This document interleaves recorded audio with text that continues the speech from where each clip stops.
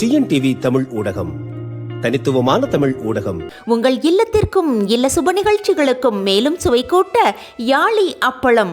தரம் சுவை சரியான விலையில் கிடைக்கும் யாழி அப்பளத்தை வாங்கி பயன்படுத்துங்கள்.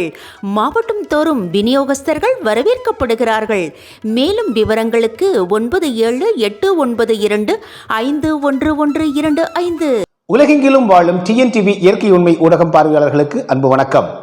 நீண்ட நாட்கள் கழித்து உங்களை எல்லாம் சந்திக்கிறோம். இப்போ குறிப்பாக பார்த்தீங்கன்னா உச்சநீதிமன்றத்தில் வழக்கு விசாரணை கடந்த 4 நாட்களுக்கு முன்பாக நடைபெற்றது. இது தொடர்பாக நாம் கட்டுரையாக அதனுடைய பதிவுகளை இட்டிருந்தோம். காணொலி இடுவதற்கான நேரம் அப்பொழுது இல்லாது இருந்த காரணத்தினால் நம்ம கட்டுரையாக இட்டிருந்தோம். அந்த வழக்கில் உச்சநீதிமன்ற வழக்கில் என்ன மிக சுருக்கமாக நம்ம சொல்லிடலாம். ஏற்கனவே சென்னை உயர்நீதிமன்றத்தில் முதல்ல என்ன சொன்னாங்க அப்படின்னா, நீதியரசர்கள் ஆக்கிரமிக்கப்பட்ட இடங்களையெல்லாம் மீட்டெடுத்ததற்கு பிறகுதான் கட்டுமானத்தை பற்றி பேசலாம் என்று முதலில் தீர்ப்பளித்த உயர்நீதிமன்ற நீதிபதிகள் 1வது 2வது அடுத்த ஹியரிங் என்று சொல்லக்கூடிய விசாரணையின் போதே பி சைட்டில் சில கட்டிடங்கள் கட்டிக்கொள்ளலாம் என்று அனுமதி அளிச்சிட்டாங்க. அதாவது ஒட்டுமொத்தமாக 100 கோடி ரூபாய் மதிப்பிலான அந்த திட்டத்தை நிறுத்த வேண்டும், அது எங்குமே கட்டக்கூடாது என்றுதான் மனு தாக்கல் செய்யப்பட்டது. அதே போல இன்னொரு மனு கோவில் வளாகம் அல்லது வழிபாட்டு நிலையங்களுக்குள் இது போன்ற கட்டுமானங்கள் 100 ஆண்டு கடந்த பாரம்பரியமான இடத்தில் கட்டக்கூடாது என்று மனு தாக்கல் செய்யப்பட்டது. ஆனால் அந்த ஜியோ அடிப்படையிலேயே நீங்கள் பார்த்தீங்கன்னா அரசாணை அடிப்படையிலேயே பி சைட்டில் சில கட்டணங்கள் கட்டிக்கொள்ளலாம் என்று உயர்நீதிமன்றம் பாதியாக ஒரு தீர்ப்பை கொடுத்தது. அப்போ மீதமுள்ள கட்டணங்கள் எங்க கொண்டு கட்டுவாங்க? நிச்சயமாக ஏ சைட்டுக்கு தான் வருவாங்க. இப்படிப்பட்ட நிலையில தான் பி சைட்டிலும் கட்டக்கூடாது என்று மனு தாக்கல் செய்யப்பட்டது. அதே உயர்நீதிமன்றத்தில் வழக்கறிஞர் சுரேஷ் அவர்களால். அப்படி தாக்கல் செய்யப்பட்ட மனுவை பார்த்தீங்க அப்படின்னா விசாரணைக்கு பிறகு தள்ளுபடி செய்தது சென்னை உயர்நீதிமன்றம். இதன் காரணமாக அந்த வழக்கு தள்ளுபடி செய்யப்பட்டதால் பி சைட்டில் கட்டக்கூடாது என்ற கோரி நம்ம தாக்கல் செய்த மனு அது தள்ளுபடி செய்யப்பட்டதால் அதற்கு தான் உச்சநீதிமன்றத்தில் தற்பொழுது மேல்முறையீட்டுக்கு சுரேஷ் வழக்கறிஞர் அவர்கள் சென்றிருக்கிறார்கள். இதன் வினோத் ராகவேந்திரா மனுதாரர், அவருடைய வழக்கறிஞர் சுரேஷ் அவர்கள், அவர் தான் இப்போ உச்சநீதிமன்றத்துக்கு போயிருக்காங்க.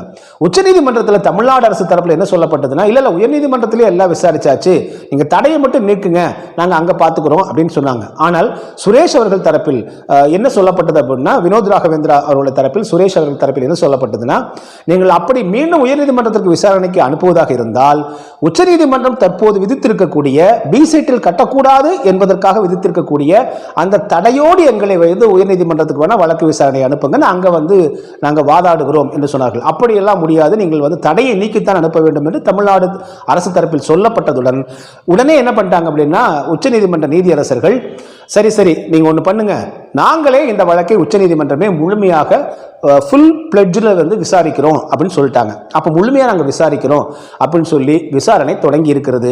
முதல் கட்டமாக கடந்த விசாரணையின் போது கிட்டத்தட்ட 1.5 மணி நேரம் நமது தரப்பு வழக்கறிஞர் CS வைத்தியநாதன் அவர்கள், இந்தியாவினுடைய மிக மூத்த வழக்கறிஞர்களில் ஒருவர், அவர் பார்த்தீங்கன்னா வினோத் ராகவேந்திரா மனுதாரர் சார்பாக வாதாடினார். ஒருங்கிணைத்தவர் சுரேஷ் அவர்கள். கிட்டத்தட்ட 4 வழக்கறிஞர்கள் அங்கே உள்ள இருந்து வாதாடினாங்க. 1.5 மணி நேரம் சன்மார்க்கம் என்றால் என்ன, வள்ளலார் என்றால் யார், அங்க பெருவழி என்றால் என்ன, அங்க ஏன் கட்டக்கூடாது என்பதையெல்லாம் நுணுக்கமாக எடுத்து வைத்திருக்கிறார்கள். அதே போல ஆவணங்கள் எல்லாம் காட்டியிருக்காங்க. பொதுவாக விவசாய நிலத்தில் பார்த்தீங்கன்னா அதில் கட்டுமானங்கள் கட்டக்கூடாது, இருக்கு, நிறைய தடை இருக்கு. அதிலும் குறிப்பாக கோவில் விவசாய நிலங்களில் எந்த கட்டுமானமே கட்டக்கூடாதுன்னு இருக்கு. கேரளாவில் பார்த்தீங்கன்னா எந்த விவசாய நிலத்திலையும் நீங்க அவ்வளவு கட்டிடங்கள், வணிக கட்டணங்கள் கட்டிட முடியாது. ஆனால் தமிழ்நாட்டில் கோவில் நிலங்களில் கட்டக்கூடாது என்றெல்லாம் இருக்கிறது என்பதை சுட்டிக்காட்டினாங்க. அதை கேட்ட நீதியரசர்கள் தமிழ்நாடு அரசு தரப்பு வழக்கறிஞரை பார்த்து கேட்டாங்க, கோவில் விவசாய நிலத்தில் கட்டக்கூடாது என்ற சட்டம் இருப்பது உங்களுக்கு தெரியும் தானே அப்படின்னு கேட்டபோது தமிழ்நாடு அரசு வழக்கறிஞர் ஆமா தெரியும் அப்படின்னாரு. அதற்கு நீதியரசர்கள் கேட்டாங்க, தெரிந்தும் ஏன் இந்த வேலையை செஞ்சீங்கன்னு கேட்டபோது, இல்லைங்க இது புஞ்சை, அதாவது ட்ரை லேண்ட், ஒரு வறண்ட நிலம், இது விவசாய நிலம் இல்லைன்னு சொன்னாங்க. அதற்கு நமது தரப்பு வழக்கறிஞர்கள் சொன்னாங்க, புஞ்சு நிலத்திலும் நம்ம கட்டக்கூடாது, கோவில் நிலமாக இருந்தால் புஞ்சு நிலத்திலும் நான் கட்டுமானம் கட்டக்கூடாது என்ற சட்ட விதிமுறைகள் இருக்கின்றன என சுட்டிக்காட்டினாங்க. இதையடுத்து தற்பொழுது வழக்கு விசாரணை முழுமையாக விசாரிக்க தொடங்கி இருக்கிறது உச்சநீதிமன்றம். மீண்டும் எங்களுக்கு பேசுவதற்கு, எங்கள் வாதங்களை முன்வைப்பதற்கு நேரம் தேவை என்று கூறியிருக்கிற காரணத்தினால அடுத்ததாக வழக்கு விசாரணை 27ஆம் தேதிக்கு ஒத்திவைத்திருக்கிறது உச்சநீதிமன்றம்.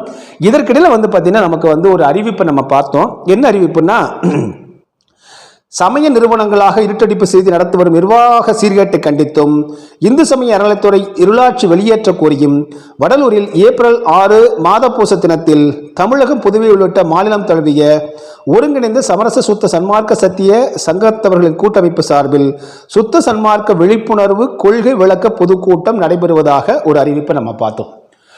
என்ன ஒரு நமக்கு வியப்புனா, இந்த பெருவெளிக்குள் கட்டுமானங்கள் கூடாது என்று தொடர்ந்து பல்வேறு ஆர்ப்பாட்டங்கள், போராட்டங்கள், அதே போல பார்வதிபுரம் மக்கள் அந்த பள்ளத்திற்குள் அமர்ந்து கொண்டு எங்கள் மண்ணை எங்கள் மீது போட்டு மூடிவிட்டு அதன் மீது நீங்கள் சர்வதேச மையம் கட்டுங்கள் என்றெல்லாம் போராடி 100, 200, 190 பேர் கிட்டத்தட்ட வழக்கு, அதில் 20 பேர் மீது பிணையில் வர முடியாத வழக்கெல்லாம் தொடுக்கப்பட்ட காலத்திலெல்லாம் இது போன்ற எந்த போராட்டங்களையும் முன்னெடுக்காத சன்மார்க்க சங்கத்தவர்கள் இன்று வடலூரிலேயே எடுக்கிறார்கள் அப்படிங்கிறதா முதல் வியப்பாக நம்ம இருக்கிறது. அதே வேளையில் ஒரு ஆறுதலாகவும் இருக்கிறது. இத்தனை ஆண்டு காலம் கழித்து ஒரு பொதுவெளிக்கு இவர்கள் எல்லாம் போராடுகிறார்கள் என்பது ஒரு ஆறுதலான ஒன்று. அதே வேளை இந்த அறிவிப்பில் பார்த்தீங்கன்னா குறிப்பாக மிக முக்கியமாக வள்ளலார் தெய்வ நிலையம், தேவஸ்தானம், மடம், சத்திரம் என்னும் இந்த சமய நிறுவனங்களாக இருட்டடிப்பு செய்து நடத்தி வரும் நிர்வாக சீர்கேட்டை கண்டித்தும் இந்து சமய அறநிலையத்துறை இருளாட்சி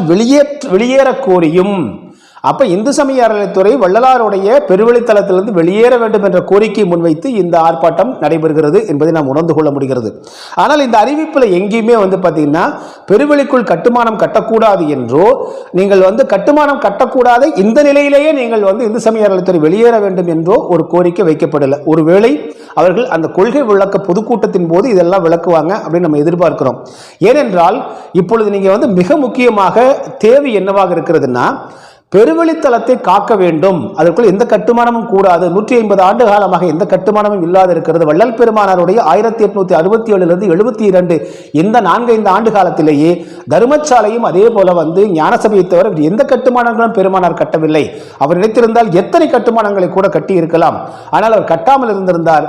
அதற்கு ஏற்றார் போல 150 ஆண்டு காலமாக மேற்கொண்டு இந்த கட்டுமானம் நடைபெறவில்லை. கலைஞர் கருணாநிதி அவர்கள் கூட உள்ளே எதையும் கட்டக்கூடாது என்றெல்லாம் அவர் அறிவித்தது பத்திரிகைகளில் இன்றும் ஆவணங்களாக இருக்கின்றன. இப்படிப்பட்ட நிலையில் இப்போதைய மிக முக்கியமான கோரிக்கை, உயர்நீதிமன்றத்திலிருந்து உச்சநீதிமன்றம் சென்றிருந்தாலும் கூட, உச்சநீதிமன்றம் தற்பொழுது இந்த வழக்கை விசாரித்துக் கொண்டிருந்தாலும் கூட அது இன்னமும் தீர்ப்பளிக்காத நிலையில், அப்ப பெருவெளியிற்குள்ள கட்டுமானங்கள் கூடாது என்கிற நமது வாதம் அதற்கு ஏற்ப சாதகமாக இன்னும் தீர்ப்பு வராத நிலையில் நாம் இப்பொழுது உச்சநீதிமன்றத்தினுடைய காதுகளிலேயே விழும் அளவிற்கு பெருவெளிக்குள் கட்டுமானங்கள் கட்டக்கூடாது என்ற கோரிக்கையை தான் முதலில் முன்வைக்க வேண்டும். அதன் பிறகு நீங்க இந்து சமய அறநிலையத்துறை அதற்கு பிறகு வெளியேற்றுவது, அதற்கு பிறகு அந்த இதெல்லாம் நம்ம பார்த்துக்கலாம். இப்ப நமக்கு என்ன ஒரு ஐயம் எழுகிறது என்றால், இதில் போராடக்கூடியவர்கள், இந்த போராட்டத்தில் கலந்து கொள்ளக்கூடியவர்கள், அவர்கள் பெயர்கள் எல்லாம் நாம் பார்க்கும் பொழுது எல்லோருமே பெருவெளியை காக்க வேண்டும் என்கிற பெரும் நோக்கம் கொண்டவர்கள் தான். அதில் எந்த மாற்று கருத்தும் இல்லை. ஆனால் அதே வேளையில் இந்த கோரிக்கையை அறிவிப்பில் போடாம விட்டிருக்காங்க. பொதுவா நீங்க பாத்தீங்கன்னா இது போன்ற கொள்கை விளக்க கூட்டங்கள், ஆர்ப்பாட்டங்கள், உள்ளரங்கு கூட்டங்கள் கூட வடலூர் மற்றும் கடலூரில் நடத்தக்கூடாது என்ற சேகர் பாபு தடை போட சொல்லியிருக்கக்கூடிய வேளையில் இங்கே இவர்கள் 6ஆம் தேதி அங்கே நடத்துகிறார்கள் என்றால் அதற்கு ஒருவேளை அனுமதி கிடைத்திருக்கிறது என்றால் இது நமக்கு வியப்பூட்டுவதாகவும் அதே வேளையில் இன்னொரு ஐயத்தையும் நமக்கு ஏற்படுத்துகிறது. இதில் கலந்து கொள்ளக்கூடிய பெரியவர்கள் எல்லாமே பெருவெளியை காக்கக்கூடியவர்கள் இருந்தாலும் கூட அவர்கள் தவறான வழியில் நடத்த செல்லப்படுகிறார்களோ என்கிற ஐயம் எழுகிறது. ஏனென்றால் கடலூர் மற்றும் வடலூரில் பெருவெளி காக்க வேண்டும் என்று கோரி எந்த ஒரு கூட்டத்தையும் நடத்துவதற்கு தடை போட வேண்டும், அவர்களுக்கு அனுமதி கொடுக்கக்கூடாது என்று சேகர் பாபு சொல்லியிருக்கக்கூடிய நிலையில் இவர்களுக்கு அனுமதி கிடைக்கப் பெற்றுள்ளது அப்படிங்கிறது முதல் ஒரு கேள்வியாக இருக்கு. இரண்டாவது, இந்த அறிவிப்பில் எங்கேயுமே பெருவெளியை காக்க வேண்டும், கட்டுமானம் கூடாது என்ற கோரிக்கை வைக்கப்படவில்லை. இந்து சமய அறநிலையத்துறை வெளியேற வேண்டும் என்கிற கோரிக்கை மட்டும் வைக்கிறாங்க. இந்த நேரத்தில் வழக்கு விசாரணை உயர்நீதிமன்றத்திலும் உச்சநீதிமன்றத்தில் நடைபெற்றுக் கொண்டிருக்கும் பொழுது இந்து சமய அறநிலையத்துறை எப்படி வெளியேறும் என்கிற கேள்வி அடுத்ததா சட்டப்பூர்வமாக இருக்கு. எனவே இப்பொழுது இந்த கேள்விகள் எல்லாம் நமக்கு எழுகின்ற அதே வேளையில் நமக்கு என்ன இன்னொரு அச்சம் ஏற்படுகிறது என்றால், 2021ஆம் ஆண்டு மு.க. ஸ்டாலின் ஐயா அவர்கள் பொறுப்பேற்ற போது படப்பை பாலகிருஷ்ணன் ஐயா அவர்கள் தான் கிட்டத்தட்ட 6-7 பக்கங்களோ 12 பக்கங்கள் அந்த கடிதம் என்கிட்ட இருக்கு. அது ஒரு மனுவாக அனுப்புறாரு. அதில் தான் நீங்க பாத்தீங்கன்னா உள்ளுக்குள்ள கழிவறைகள் கட்ட வேண்டும், மண்டபங்கள் கட்ட வேண்டும் என்றெல்லாம் தன்னுடைய விருப்பத்தை படப்பை பாலகிருஷ்ணன் அவர்கள் கூறி இது அதே போல இறுதியாக கிட்டத்தட்ட நிறைய கோரிக்கைகளை முன்வைத்து இறுதியாக ஒன்றை வைக்கிறார். என்னன்னா, இவற்றையெல்லாம் நீங்கள் கட்டுமானம் கட்டி கொடுத்து இந்து சமய அறநிலையத்துறை வெளியேறி இதை தலைமைச் சங்கத்திடம் ஒப்படைத்து விட்டு செல்ல வேண்டும் என்று அந்த கோரிக்கை வச்சிருக்காரு. கிட்டத்தட்ட கிட்டத்தட்ட அந்த படப்பை பாலகிருஷ்ணன் ஐயாவுடைய கடிதத்தின் அடிப்படையில், மனு அடிப்படையில் தான் தொடர்ந்து வந்து எல்லா செயல்களையும் இந்து சமய அறநிலைத்துறை செய்து கொண்டிருக்கிறது. அதற்கேற்ப இப்பொழுது வந்து அறநிலைத்துறையே வெளியேறு என்கிற கோரிக்கையை மட்டுமே இவர்கள் முன்வைக்கும் போது கிட்டத்தட்ட அதை நோக்கித்தான் இவர்கள் செல்கிறார்களோ என்கிற ஐயம் எழுகிறது. அதே போல தற்பொழுது 2 ஆண்டுகளாக கலந்து கொள்ளாத, தைப்பூசத்தில் கலந்து கொள்ளாத ஜெயராஜமூர்த்தி அவர்கள், திருமதி துர்கா ஸ்டாலினுடைய சகோதரர் ஜெயராஜமூர்த்தி அவர்கள், எனக்கும் சர்வதேச மையத்திற்கும் தொடர்பில்லை, எனக்கும் தலைமைச் சங்கத்திற்கும் தொடர்பில்லை, வடலூர் தலைமைச் சங்கத்திற்கும் தொடர்பில்லை என்று வெளிப்படையாக அறிவித்தவர் இந்த தைப்பூசத்தின் போது வடலூர் தலைமைச் சங்கத்தினுடைய அந்த லெட்டர் பேட் தலைமைச் சங்கத்தினுடைய தலைவராக இருக்கக்கூடிய அருள் நாகலிங்கம் மற்றும் MRK பன்னீர்செல்வம் அமைச்சர் ஆகியோடு இணைந்து வந்து தைப்பூசத்தை அவர் வந்து தரிசனம் செய்து விட்டு போயிருக்கிறார்.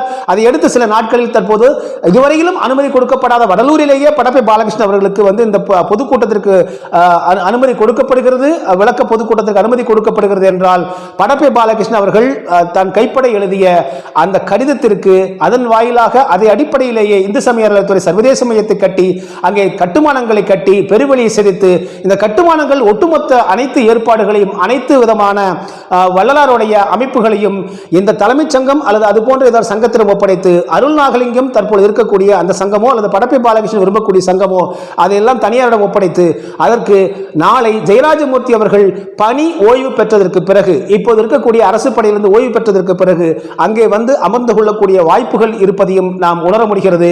எனவே இதெல்லாம் நீண்டகால திட்டமாக இருக்குமோ அதன் அடிப்படையில் தான் தற்பொழுது வந்து அறநிலைத்துறை மட்டும் வெளியேறு என்கிற கோரிக்கை வைத்துக்கொண்டு, அறநிலைத்துறை வெளியேறு என்கிற கோரிக்கை மட்டும் வைத்துக்கொண்டு இந்த கூட்டம் நடக்கிறது என்கிற ஐயம் ஏற்படுகிறது.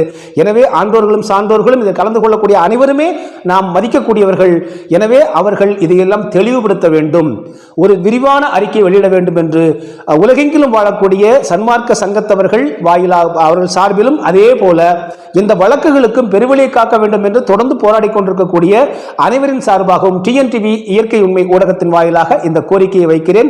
விளக்கம் கொடுப்பதோடு மட்டுமல்லாமல் நாங்கள் நிச்சயமாக இந்த கொள்கை விளக்க பொதுக்கூட்டத்தில் நாங்கள் முதன்மையாக வைக்கக்கூடிய கோரிக்கை பெருவெளிக்குள் எந்த கட்டுமானம் கூடாது என்று உச்சநீதிமன்றத்திற்கு வலியுறுத்தும் வகையில், அவர்கள் செவிகளில் விழும் வகையில் நாங்கள் முழங்குவோம் என்ற உறுதியும் அளிக்க வேண்டும் என்று தாழ்மையோடு கேட்டுக்கொள்கிறேன். மீண்டும் மற்றொரு காணொலியில் உங்களை சந்திக்கிறேன். அதுவரை நன்றி, அன்பு, வணக்கம். TNTV தமிழ் ஊடகம், தனித்துவமான தமிழ் ஊடகம்.